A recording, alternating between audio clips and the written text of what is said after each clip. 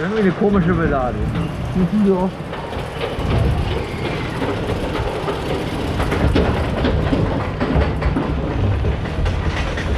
Das ist so eine Kackmaus, die zum 320. Mal fährt. Da regnet es nicht. Guck mal, die war mal pink, die Maus. Total. Und gelb. Was ist das für eine Mischung? Hast du alles verstaut? Zu. Na dann.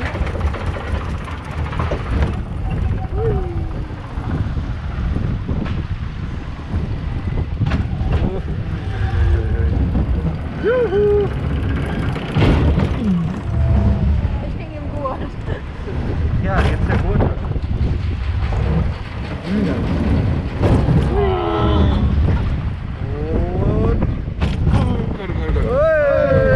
Da war ja ein Foto.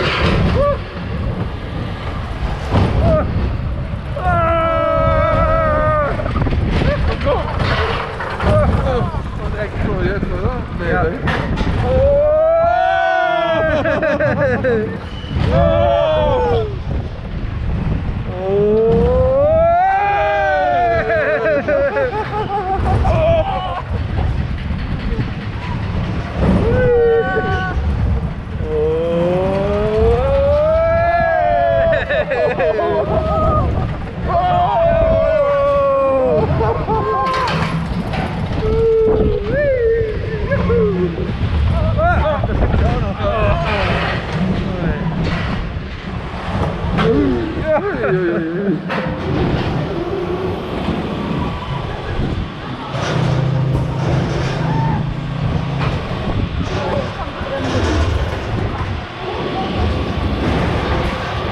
Das habe ich ja noch nie gesehen bei Reverchon.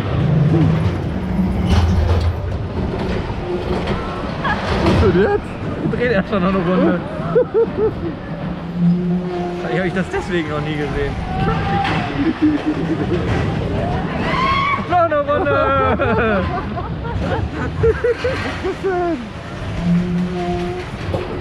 Vielleicht fehlt bei uns auch einfach dieses Ding, das dem sagt, wir sind gerade.